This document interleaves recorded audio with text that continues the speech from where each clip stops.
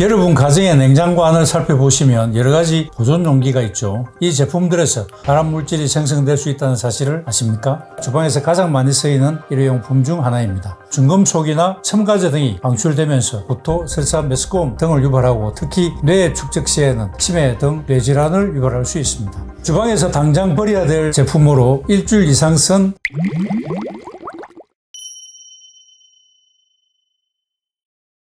여러분 가정의 냉장고 안을 살펴보시면 여러가지 보존 용기가 있죠. 주로 플라스틱 제품입니다. 이 제품들에서 발암물질이 생성될 수 있다는 사실을 아십니까? 대표적인 성분이 비스페놀 A인데 내분비 교란 물질로 추정되고 있어서 2020년부터 모든 영유아용 용기에는 사용이 금지되었습니다. 그리고 주방에 있는 여러가지 조리기구들, 냄비나 프라이팬에서도 발암 성분이 검출될 수 있습니다. 코팅 제품은 열을 가할 경우 PFOA라는 발암 성분이 방출되기 때문에 주의해야 합니다. 알루미늄 조리기구는 코팅이 벗겨질 경우 중금속에 노출될 우려가 있기 때문에 사용에 주의를 요합니다. 특히 양은 냄비에서는 알루미늄이 녹아나와서 치매의 원인이 되기도 합니다. 코팅이 벗겨졌을 경우에는 즉시 교체하셔야 합니다.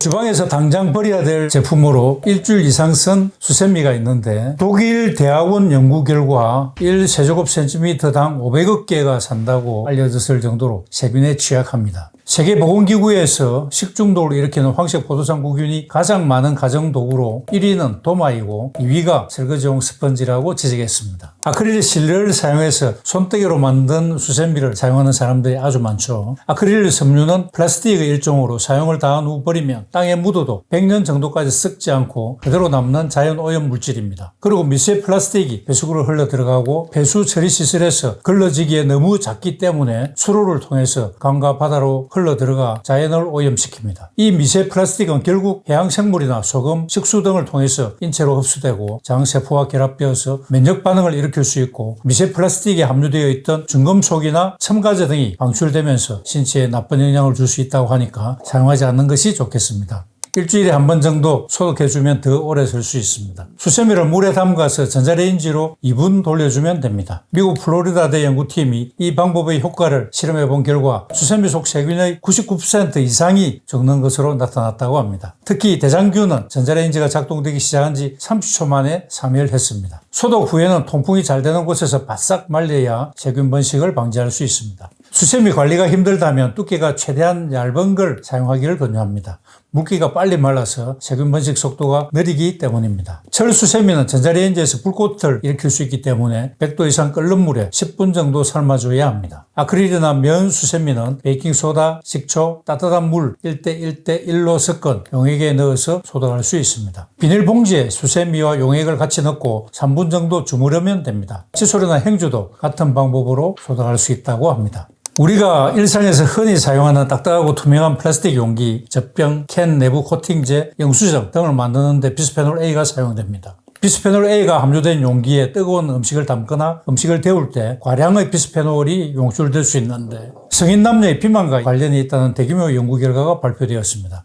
2012년에서 2017년 동안 성인 남녀 1만여 명을 대상으로 조사한 결과 소변 중 비스페놀 농도가 가장 높았던 그룹이 가장 낮았던 그룹에 비해 7 내지 20% 증가했는데 증가 폭이 여성에서 상대적으로 뚜렷했습니다. 연구팀은 비스페놀 A가 비만과 당뇨병 발생을 높일 수 있을 것이라고 여겨진다고 했습니다. 플라스틱이나 금속 용기의 단점을 보완하기 위해서 유리 제품이 많이 사용되고 있습니다. 깨어지기 쉽다는 단점은 있지만 산을 함유한 식품을 보관해도 부식되지 않는다는 장점이 있기 때문입니다. 우리는 음식물을 데우거나 해동할 때 별 생각 없이 포장 그대로 전자레인지에 넣는 경우가 많습니다. 그런데 전자레인지에 넣으면 해로운 성분을 방출하는 제품들이 많이 있습니다. 플라스틱 제품은 등급이 있습니다. 그중 2번 HDPE와 5번 PP만 안전하지 나머지는 모두 전자레인지에서 환경호르몬으로 알려진 비스페놀을 방출합니다. 컵 라면 용기는 6번 PS라는 재질인데 전자레인지에 넣으면 절대 안 됩니다. 환경호르몬의 정확한 명칭은 외인성 내분비 교란 화학물질입니다. 말 그대로 우리 몸 밖에서 들어온 화학물질이 우리의 내분비 시스템을 교란시키는 성분이라는 것입니다. 플라스틱에 포함된 환경호르몬은 주로 비스페놀 A와 프탈레이트입니다. 플라스틱 용기를 전자레인지에 넣을 때는 몇 가지 확인이 필요합니다.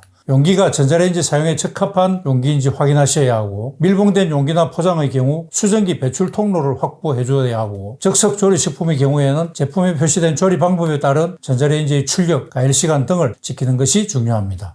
생수병을 재사용하면 안 된다고 하는데, 페트병은 입구가 좁아서 깨끗하게 세척하기 어려워 미생물 오염 가능성이 있고 건조가 어려워서 일회용으로만 사용하는 것이 좋다고 합니다. 식약처 발표에 따르면 페트병은 온도와 햇빛 등의 영향을 받기 때문에 플라스틱 성분이 새어 나오는 것을 최소화하기 위해 직사광선을 피하고 적정 온도를 유지하는 것이 바람직하다고 합니다. 그리고 플라스틱 성분들의 안전성이 우려할 만한 수준은 아니라고 했습니다. 내분비창에 추정 물질이 용출되는 수준을 조사한 결과 게르마늄, 비스페놀 A, 프탈레이트류 가소제는 검출되지 않았고, 안티몬, 포름알데히드, 아세트알데히드는 저장기간 햇빛 노출이 증가할수록 용출량이 증가하는 경향을 보였지만 기존치 이내로 안전한 수준이었다고 합니다.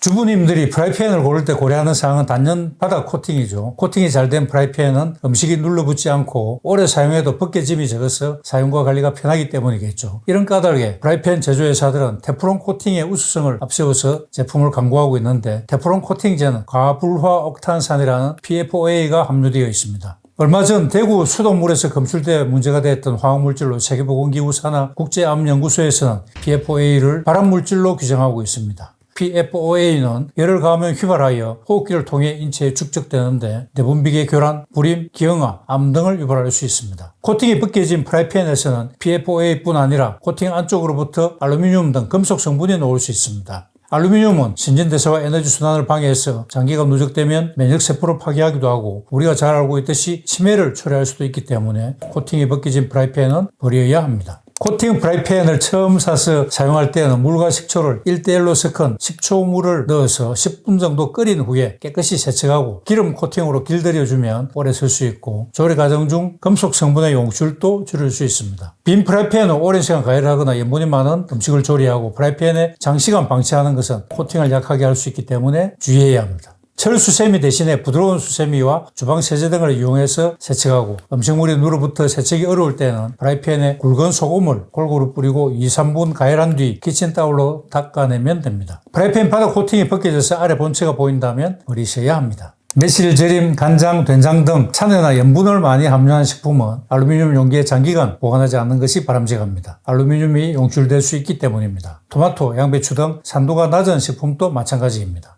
알루미늄은 인체에 축적되면 중금속 중독으로 구토, 설사, 메스꺼움 등을 유발하고, 특히 뇌에 축적 시에는 신경세포를 파괴하는 독성 단백질인 베타 아밀로이드를 증가시켜 치매 등 뇌질환을 유발할 수 있습니다. 신장에 문제가 있거나 당뇨가 있는 경우에는 체내로 들어온 알루미늄 성분을 잘 배설시키지 못해서 특히 주의해야 합니다. 캠핑에서 고구마나 감자를 쿠킹 오일에 싸서 모닥불에 넣어 익혀 먹은 경험이 있을 것인데 과연 몸에 괜찮을까요? 쿠킹 오일은 알루미늄 호일이 정식 명칭입니다. 알루미늄으로 만들었음에도 우리는 흔히 은박지라고 부르는데, 불고기 식당에서도 쿠킹 호일로 작은 용기를 만들어서 마늘이나 쌈장 등을 넣고 불 위에 올려 가열하는 경우도 많은데, 알루미늄은 바람, 치매, 신경계통 질환을 유발합니다. 라면을 끓여 먹을 때 알루미늄 냄비에 끓여야 제맛이라고 생각하는 사람이 많은데, 알루미늄 냄비는 열 전도율이 높아서 음식물이 빨리 끓고 무게가 가볍고 녹슬지 않는 장점이 있지만 건강에 치명적일 수 있다는 사실을 잘 아셔야 합니다.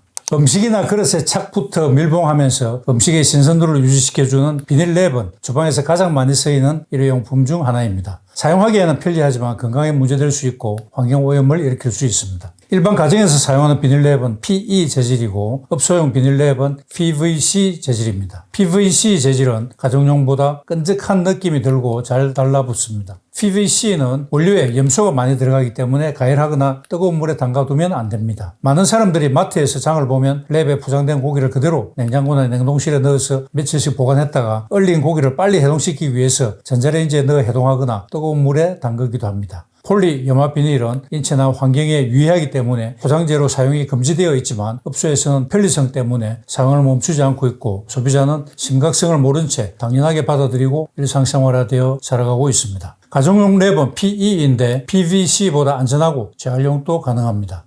일반 PE보다 가격이 비싼 친환경 PE도 있는데 접착력이 좋아서 여러 번 사용할 수 있고, 인체에 유해하지 않은 장점이 있지만 가격이 좀 비싸고 투명하지 않아서 음식이 보이지 않는다는 단점이 있습니다. 플라스틱이나 금속 용기의 단점을 보완하기 위해 유리 제품이 많이 사용되고 있습니다. 깨지기 쉽다는 단점은 있지만 산을 함유한 식품을 보관해도 부식되지 않는다는 장점이 있기 때문입니다. 그런데 유리 제품 중 산화납을 사용해서 만든 크리스탈 유리재는 피클, 과일 주스, 와인과 같은 산성식품을 장기간 보관하면 납이 용실될 가능성이 있기 때문에 새로 구입한 크리스탈 유리재는 사용하기 전에 식초에 24시간 담근 후 세척해서 사용하는 것이 좋고, 용기 표면이 손상되지 않도록 약한 세척제를 사용해서 손으로 세척하는 것이 좋겠습니다.